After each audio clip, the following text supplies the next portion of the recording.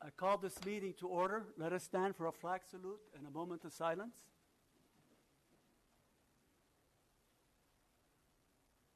I pledge allegiance to the flag of the United States of America and to the republic for which it stands, one nation, under God, indivisible, with liberty and justice for all.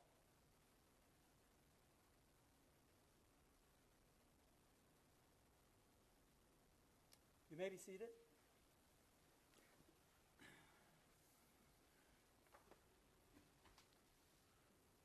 May we have roll call, please? Okay. Commissioner Sotile? Present. Commissioner Morose? Present. Commissioner Circo? Present. Commissioner Pollock-Rude? Present. And Commissioner Valles? Present. All commissioners present. Welcome to the El Cajon Planning Commission meeting. This meeting is being live streamed on the City of El Cajon website. If you are joining us in person today, please wear you don't have to wear a face covering unless you want to. Appeals of final decisions of the Planning Commission made this evening must be filed in writing with the City Clerk before 5 p.m. Monday, October 18th, 2021, and must include the payment of a filing fee. If you wish to speak on either a non-agenda or an agenda item tonight, please fill out a request to speak card located by the agenda and turn it in to the secretary, who will call you up to speak when the agenda item comes up for public comment. We ask that you give us your name, spelling your last name. Speakers are limited to 3 minutes. The display on the podium, as well as the other monitors in the chambers, will show time counting down. At 30 seconds, the podium clock readout will turn red, signifying you have 30 seconds until the end of your time. Applicants and individuals representing groups of people may be allowed more time if appropriate. All public hearing comments should be addressed to me as the chair of the commission and not to the individual commissioners or to staff members. Please turn off all electronic devices if you have not already done so. Pursuant to City Council Resolution 114-79, a commissioner who has received evidence related to a matter before the Planning Commission other than an unescorted view of the subject property is required to disclose such information at the hearing. At this time, we will take comments from any member of the public on any item of business within the jurisdiction of the Commission that is not on the agenda. Under state law, no action can be taken on items brought forward under public comment, except to refer it to staff for administration or place it on a future agenda. Is there anyone who wishes to address the Commission under public comment? Please come forward. Okay, there are none. Were any public comments submitted prior to the meeting? Oh, okay. No, sir. Okay. Now we'll go to the consent calendar. A single motion will cover all items on the consent calendar. Does the Commission wish to pull a consent calendar item for discussion? No. Okay. Does the staff wish to pull a consent calendar item for discussion? No, Mr. Chairman. Okay.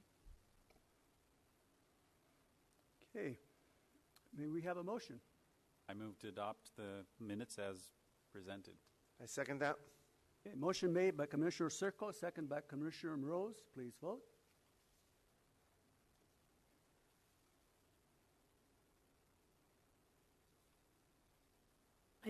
I don't see Commissioner Morose. How about now? There you go. Okay. Very good. Motion carried by unanimous vote. Sorry. Okay, the second agenda item, number 2, Broadway Auto Repair. It's a request for a new auto repair building and use. CEQA exempt, and staff recommendation is approved. Staff? Good evening, Commissioners, Chairman. This conditional use permit, CUP 2020-0010, is for 1316 Broadway, submitted by Laith Bashir for an auto repair use. The proposed conditional use permit includes the demolition of the existing two structures and construction of a new two-story, 2,748 square foot auto repair building, including 5 repair bays, an office, 338 square foot basement oil storage, a deck, and restrooms. The proposal also includes a new landscaping, trash enclosure, storage structure, and parking reconfiguration.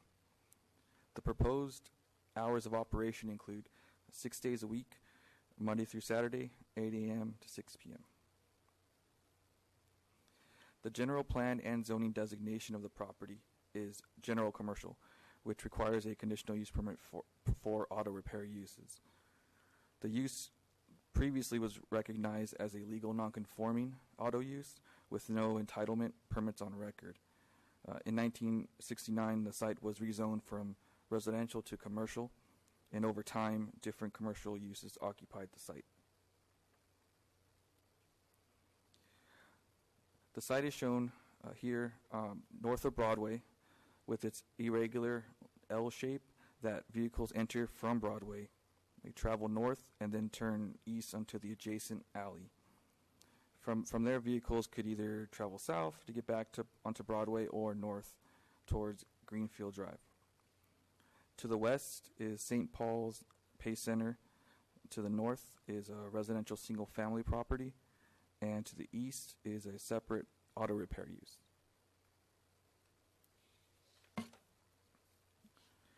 The proposed site plan shows the new landscaping adjacent to Broadway at the front on the left side of the image and to the rear on the right side of the image.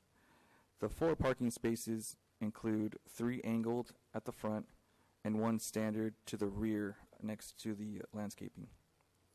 The 5 repair bays are shown entirely within the first floor of the building, outlined by the vehicles shown there. The proposed storage structure and trash enclosure are located at the east side near the exit to the alley as shown on the bottom of the image. The one-way driveway is 12 feet 8 inches in width and is designed to remain clear for vehicle access throughout the site. This floor plan represents the basement oil storage area located beneath the repair bay at the front of the building and the second floor office/storage with the deck. The north elevation represents the front of the building viewed from Broadway, which includes windows, metal awnings, 1 roll-up door, the sign location, and roof overhang, which has a 12-foot tall vehicle clearance. The exterior material is stucco throughout the building. The image on the left is the rear of the building, which includes 3 windows. The eastern elevation includes the roll-up doors to the repair bays, which vehicles would enter from the interior driveway. Lastly, the western elevation, which is adjacent to the west property line next to St. Paul's Pace Center's parking lot. This includes the same type of stucco finish with 2 windows and 6 metal louvered features. The proposed site design and building replaces the existing building with an improved modern design while organizing and improving the site functionality. There is no doubt the site has development constraints due to the shape of the lot. Therefore, the new parking spaces, landscaping, building storage, and trash enclosure allow the site to operate in compliance with development standards of the El Cajon Municipal Code to the best of its capability. Conditions of approval would be included to ensure the site would continue to operate in a way that it does not affect adjacent uses and does not create hazards on site. For example, all parking shall be entirely on site with no parking on the street or on separate properties. All repair work must be conducted entirely within the repair bays of the building and no outdoor work is permitted. The one-way driveway throughout the site must remain clear at all times and cannot be restricted or blocked. Also, the work is subject to development standards such as commercial noise levels. Staff is looking to process the California Environmental Quality Act exemption under Section 15303, which is for new construction or conversion of small structures.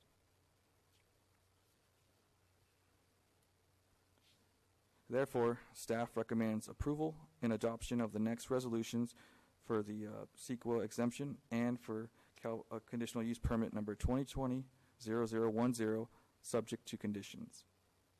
Thank you. Thank you, Mr. Camacho. I think it's quite an improvement of what is there now. A modern building, making it conforming instead of non-conforming. It is an unusual shaped lot.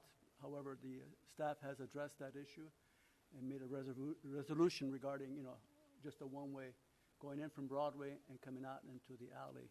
That serves it well. Yeah. Do you have any questions, my fellow commissioners? Yes, Commissioner Circo. I've got a couple different questions. You mentioned the driveway is 12 foot 8 inches wide. Does that allow for fire access? Yes. Okay, I'm not sure off the top of my head what the width of the fire truck is. And I don't know if it will need to back out or can it make the turn. I know that you can't do anything else with the lot, but I don't know if you know if it can make the turn or if it would just be drive in and back out. I don't know it can make the turn, but staff has reviewed it from our fire representatives and determined that it was sufficient. Okay. Most likely I think for backing because out. it has an exit in the alley, it can drive right all the way Yeah. through. It doesn't have to turn around. It can drive through the alley and come back in front, I believe. That's the case. Yeah. I really like the staggered roll-up doors. That was cool. The metal louvers for ventilation on the west side, are those just screened or meshed somehow to keep critters from going in? Ask the owners. Yeah.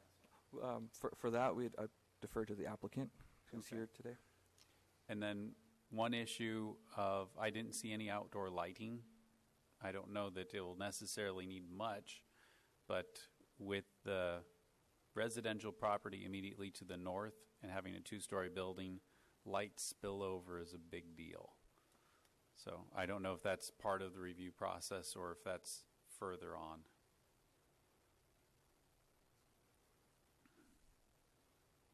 I don't have those.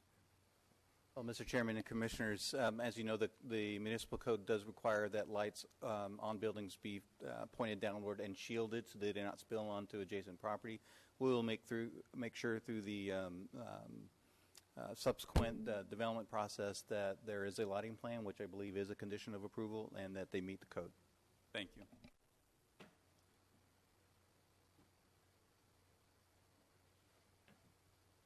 Any other questions, fellow commissioners? No. No? Okay. Ms. Valles, did you have a question? I must have had that look on my face. Yes, you did have that look in your face. Well, I guess just thinking about St. Paul's Pace and the health of the seniors that are there. I know it was an auto repair place that was an old building with not a lot of newer innovations with it, and this will have a lot of newer innovations and better things. But just making sure that we're not having exhausts. I know everything's going to be done within the bays. That the ventilation is something where it's filtered before it goes out into the air when as opposed to just going out through. And I think that's where your question about the vented, if it would just be screened or not. So making sure that we're not adding to any pollution at the same time. I know that that's something we have to look at, but just making sure for those seniors that we're taking care of them too. Any other questions? Hearing none, I'll open public hearing. Is there someone would like to come forward regarding this agenda item? Is the owner here, or would you like to speak on this agenda item? The issues that were presented regarding the screens on the vents? You're fine?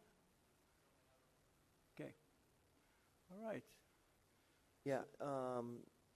Well, wait. I'll comment afterwards. Oh, okay. Public hearing's closed. All right. Seeing no one wants to come forward, I'll move to close public hearing. I'll second that. Motion made by Commissioner Sotile, second by Commissioner Moroz. Please vote.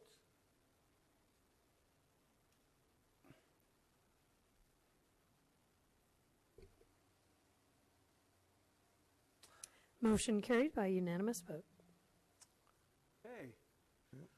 What say you, Commissioner Moroz? Well, so I was just going to let Commissioner Serco know. I used to fabricate louvers when I was a sheet metal worker. They all have screens on the back.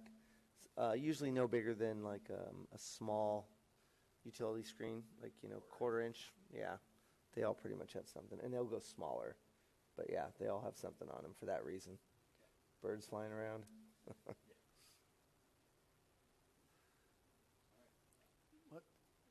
My microphone was not on.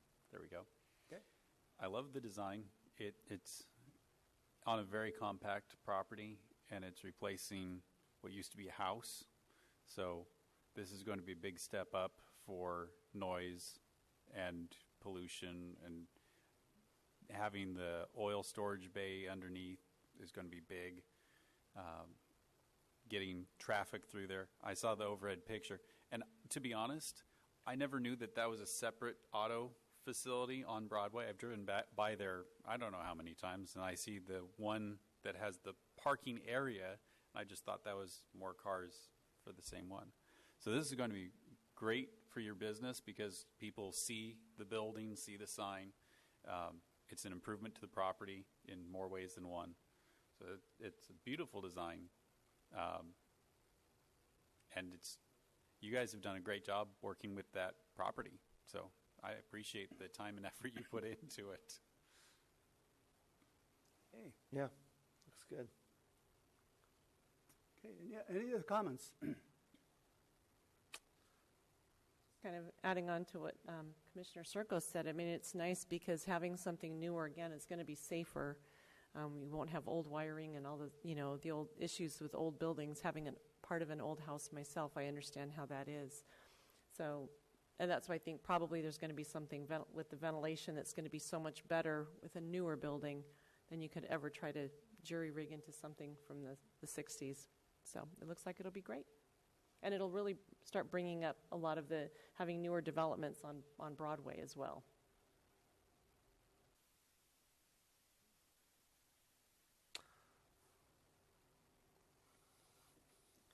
All right. Commissioner Pollack, would you like to make a motion? Oh my God! I would make a motion, but I'll steal yours. Oh, your pad is not Mine working? had disappeared. Where is it? Okay, you catch me off guard here. Where's the lovely conditional? Oh, I recommend to move to adopt the next resolutions in order of approving the CEQA exemption and CUP number 2020-0010, subject to conditions. I'll second that. A motion made by Commissioner Pollack, Rude, and second by Commissioner Rose. Please vote. Motion carries by unanimous vote. Okay. So this Congratulations. is... yeah. Good luck with your business. This is final for this evening, and the item is final unless appealed to the filing of a form and the payment of a filing fee no later than 5 p.m. on Monday, October 18th, 2021. If you want to appeal the decision, but obviously, why would you want to appeal the decision? You're approved, okay? I needed to read this for you. Okay. All right. Thank you. Mr. Chairman and Commissioners, if you don't mind, I just want to acknowledge publicly, thank you for your comments, Commissioner Serco. and your sentiments from the rest of the commission and the work that Alfonso did with the applicant. Thank you to the applicant for their willingness to work with Alfonso and the city to improve the property. So thank you. That's a tough parcel. It looks great. Oh. Okay. So that's the last item here, but we do have some staff communications regarding SB 9. Yeah, so before we continue, the applicant can go. They don't have to stay, so they can. They are free to. You bet. Thank you. So we just want to take this opportunity to inform the Planning Commission of Senate Bill 9. I don't know if you've read about this in the news or saw it somewhere else, but this was signed by the governor a couple of weeks ago and goes into effect January 1, 2022. Basically, without getting into too much detail, what it does is it has eliminated single-family zoning in the state of California. It allows single-family zone properties with a single-family dwelling on it to, it allows the property owner or landlord to split the property, so what they're calling an urban lot split, and then add additional units. And the potential, as the way we understand the law today, is up to 4 units. So someone could turn the single-family home into a duplex and then build a duplex in the back. And so what that means, if the property can accommodate, a single-family zone property can now be a multifamily zone property with 4 units. And I think not just El Cajon, but I think a lot of cities across the state are concerned about what those potential impacts might be in their communities as it results for infrastructure, since infrastructure was designed to accommodate the density that is built in single-family zones. I think there's potential impacts to single-family zone property owners who invested into a single-family zone thinking that this is the density that I had planned to live in, and this is the space I wanted, this is how I wanted to raise my family. So I think there's some issues that are going to be a challenge for cities and El Cajon as well. So we just wanted to give you a heads up on that. We will be bringing a more detailed report to the City Council at their meeting on the 12th. So if you'd like, you can tune into that, or I can share the report with you after it's been shared with the City Council. Well, we'll be here for the 12th, correct? You will, at least for the proclamation part. I don't, if you just plan to stay. Hang out. So I was reading some of it, and it says that the California Constitution requires the state to reimburse local agencies and school districts for certain costs mandated by the state. Statutory provisions establish procedures for making that reimbursement. It says, and I read this bill would provide that no reimbursement is required. So the strain on the streets, the strain on the sewer system, the strain on the stormwater, the strain on pretty much anything. So now, I do believe that the city of El Cajon, most people that live in single-family dwellings are not going to, build a duplex on top. Now, it also said that you cannot tear more than 25% down of the existing structure. So you can't grade it, knock it down, and build a 4-unit complex on it. I get that. But basically, how much power does the city lose here? All power? If a guy's got a 1-acre lot with a home on it. 1 acre? No, 1 acre. Let's say a third of an acre, and I have a third of an acre almost, and I see fit to build 2 more units on it, even though the city doesn't agree with it. It doesn't really matter. So the state's kind of coming in, and we're ceding more power to the state. Where is this a good idea? Is there communities, maybe rural communities with, Was that a question? Yeah, it is. Is it? Yeah. What's the city's position on this? Well, I'm not quite sure I can answer that, but I can only speak from a staff's perspective. The City Council, I assume, will voice their concerns, if any, on the 12th. I think, as I've talked it over with our public works staff, Jeff and others, that It depends on the likelihood. You know, how often are we going to see this? It's hard to say. I think the way it's written, it creates an opportunity for developers. Although the law says that the property owner has to live on the property by signing an affidavit, how will that be verified? Sure. So what we don't want to see is a developer just buying a home, right, and then turn it into an investment property, correct? Well, that would be true, because then, you know, you do one, you do two, and so forth and so on. The properties also have to have, you know, the width in order to create what we would call a panhandle for the lot in the back, so that you would have a means for utilities and access. The law also says that we can't require parking for the new lot if it's within a half mile of a transit stop. So, you know, if the developer or the property owner doesn't want a garage and doesn't want to provide parking, you know, we'll have to determine what's the width of that panhandle for at least utilities and access. Mm-hmm. So there's a small area that you could possibly deny this, but it's very small. There might be, you know, and it depends on where the existing house is positioned.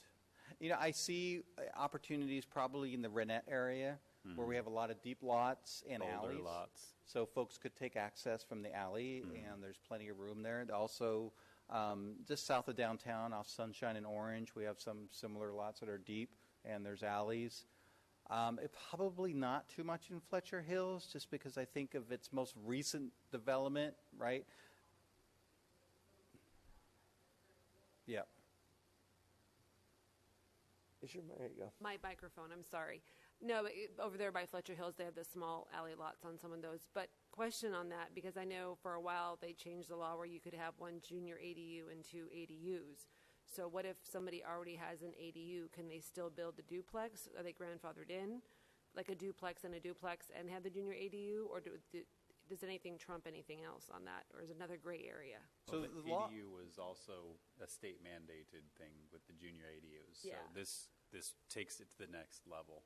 So the Because it's law already says, as we understand it, that if you, as a property owner, decide to do the urban lot split, then the city does not have to allow you to have an ADU.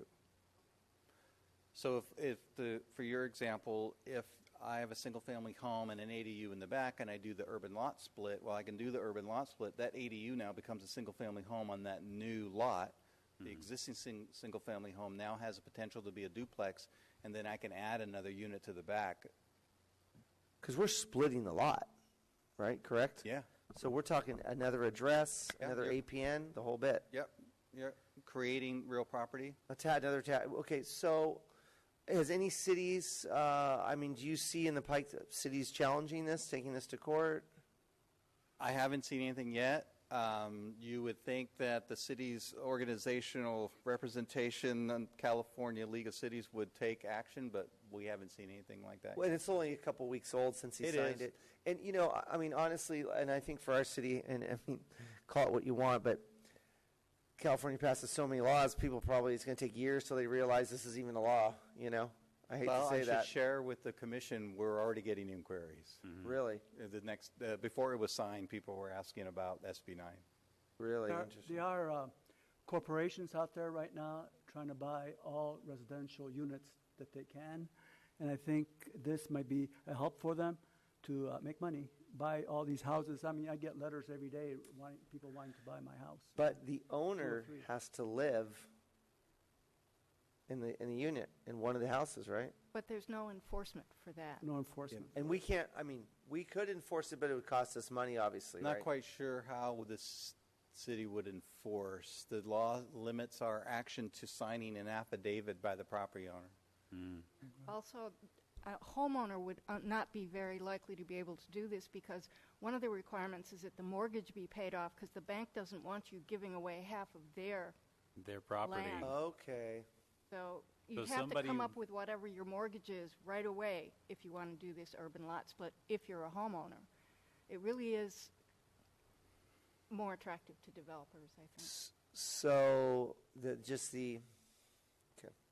You could refinance with a new bank. So, that would allow the 4 units. Of It's course. just funny to watch this go. You know, you're squeezing the densities. You're not letting anyone build out in the east, or there's so much open land in California. Yet they want everybody on top of each other, which environmentally I can't see how that's a good thing. I think it stresses the resources of a city, fire, police, sewer, stormwater, water for that matter. You know, it's just a lot. Well, I guess we'll just have to see. I'd love to know when the first one comes up. We will share. Please do. Yeah, Just as an FYI. Yeah. Yeah, yes. yes, Another quick question Commissioner regarding that, because I know North Park, South Park, things like that, a lot of them have divided lots and sold the back lot. Now, if they divide the lot and the owner lives in it, who's going to really police if they just sell that back lot for a profit as well? I mean, they could do that, technically speaking. And I know some people have asked me, well, if I divide it, does it cost more value because now they get 2 for the price of 1? So I can maybe see some owners maybe splitting it and then selling it to make more money and leave California. That's kind of come up a lot too from people that I've been talking to. So it's unfortunate. I really believe what's going on right now is unconstitutional in the sense that we don't have any freedoms, any rights with our own property. Usually the city, was regulation from the bottom up instead of from the top down. So I think taking this to court would be a wise decision if the League of Cities got together and did so. I think there'd be a strong chance that they would win, because it's really eliminating our rights to enjoy our property as we see fit. Pretty soon they'll ban planning commissions. Yeah, that could Might be do already that. on the ballot or on the docket for the legislature. You never know. But nonetheless, that's not any reason why we should lay down and pretend that we're dead. That's No. right. Yes, Thank you for that. Ms. Valles. Commissioner Valles. Whoops, I was voting instead of hitting my microphone. I do have a question. So you're talking about, this is talking about places that are zoned single family, but there are residences that are in properties that have been rezoned into something else. Maybe it now sits on a commercial lot or an industrial lot. Does it affect those properties as well? The best as we understand it, no, just single family. So basically what it did was it got rid of your single-family zoning. Your Yes. zoning code that you work on year after year and you tweak it around and you do things, they just basically said it's gone. It's crazy. Wow. Well, okay. Okay. The other item we want to share is something that we have been in conversations with the county. This is the micro-enterprise home kitchen operations. This is a law that was, I believe, signed into, this is a statute that was signed into law twice, once in 2017 and once in 19. So there was a cleanup bill in 19. And basically what it does is it allows a county to opt in or opt out of such a program. If the county opts into the program, that means every city within that county, including the county, has to participate in this micro enterprise home kitchen operation. Basically what it does is it allows someone from their residence, and it can be a single family home, it can be in an apartment, wherever somebody resides, to prepare and sell up to 30 meals per day, not to exceed 60 a week, or generate no more than $50,000 in revenue. And all that's required for this type of operation is for the tenant, homeowner, or what have you to secure a health permit from the county and be subject to an annual inspection. The city is precluded from any type of permitting action other than requiring a business license and potentially, we're still investigating that if we can adopt nuisance standards that are applicable to MECOs, that the that the city could enforce, such as noise, traffic, smoke and odors, that sort of things. But this is going to be decided on by the County Board of Supervisors. We also aren't clear if it's applicable to charter cities or not, so that's another thing that we're investigating, since El Cajon is a charter city, and if El Cajon decides that, we are a charter city, so thus we do not want MECOs is the abbreviation, the acronym, I should say. Then there might be recourse there, but we don't know that for sure yet. Okay. So the Board of Supervisors has asked their staff to come back with an ordinance in February, I believe. We have a report to the council on the 12th as well, so if you want to stick around.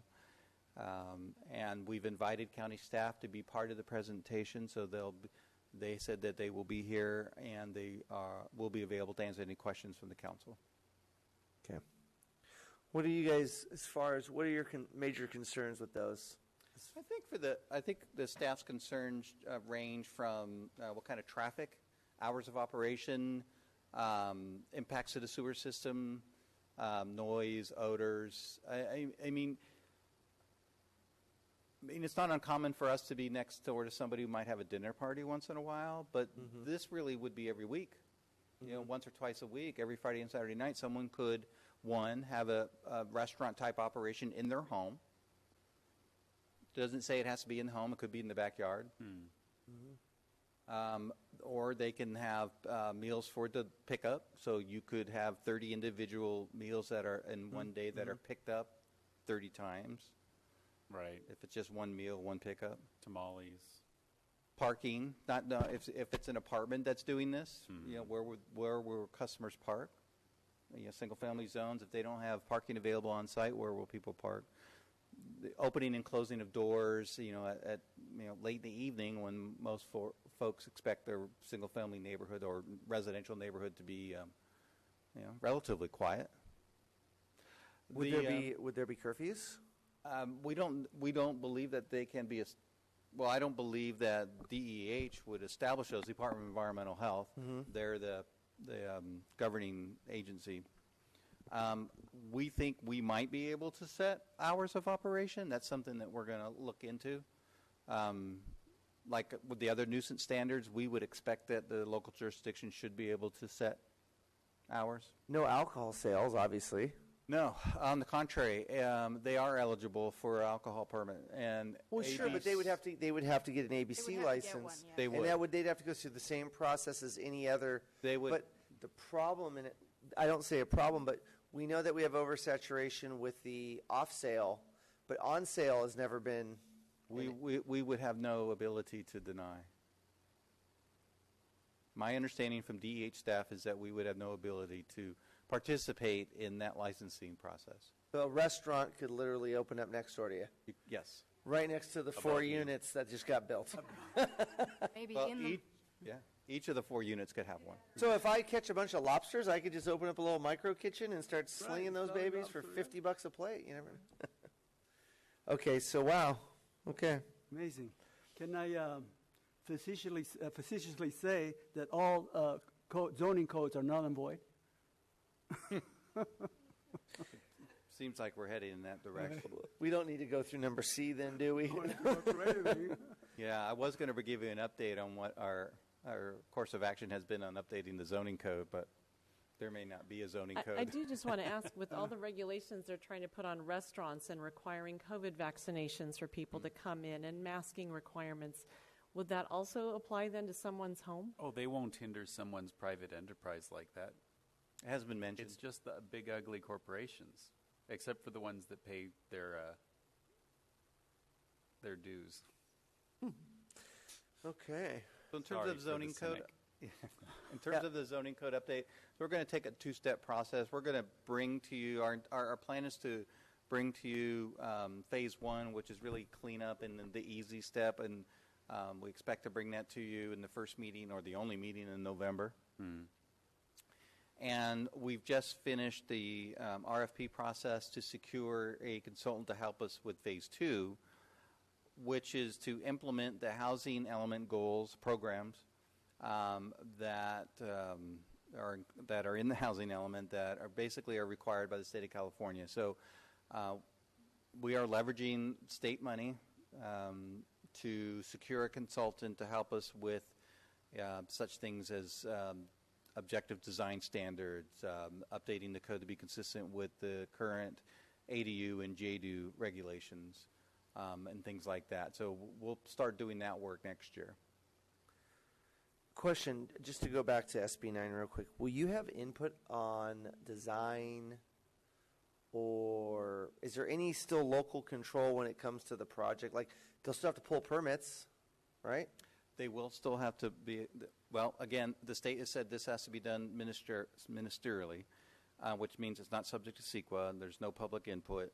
We, as a city, can have objective design standards, subdivision standards, but, basically that's along maybe subdivision, it's to split the property into 2 equal parts or no less than 60 by 40, 60%, 40%.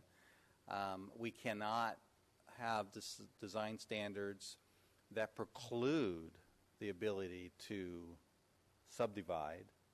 We're not quite sure exactly what that means if the property isn't wide enough.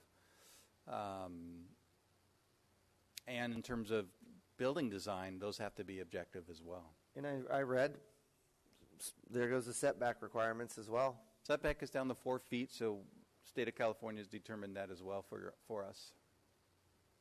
Wow, okay. All right. Hey, do you have any Grey Poupon? Okay. Well, I was going to say, I think I've been observing a property in my neighborhood that is working down this road, and I will say that the property owner does not live in the property. So, and they're supposed to based on their mortgage. And again, there's just no, like you said, there isn't any way that you can enforce it. I mean, I suppose like if I really wanted to be that person, I could call somebody, but what good would that do? Who are you going to call? Ghostbusters. Yeah, Sorry, I just had to do that. I wonder if a private citizen though can sue their neighbor. Well, you can sue anyone, but maybe that's the way it would have to be done. Is a private citizen says, nope, the owner does not live in here. I've witnessed that these are the people that live here. But hopefully, my hope is that most people are not even going to know it passed, except for a few, and it won't have a high impact, at least at this point. Well, the danger is that the potential is there. These Yeah. laws have been passed, so people usually, if you set a standard, people work toward that standard. And if there's no standard, people work toward no standard at all. So eventually, it might take time, but eventually it's going to get there, and it's going to make people upset. So people are going to move. Or maybe we'll just vote some of these people out, one of the two. Unless we become the City of El Cajon Republic or something of that sort. Well, we're a charter. Let's keep going. All right. It's any good news?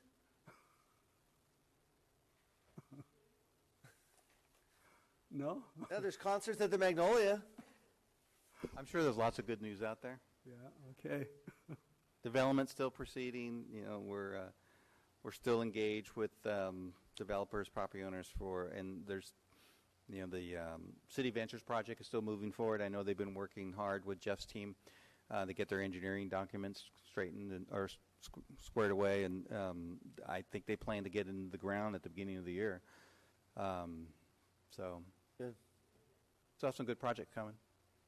Okay. Good to hear. All right. Do we have any commissioner reports? No? Nope. Okay. Well, I move to adjourn. This planning commission meeting is adjourned to October 19th, 2021 at 7 p.m. I second. All right, there we go. Motion made by Commissioner Sotile, second by Commissioner Circo. Please vote. Okay. Motion carried by unanimous vote.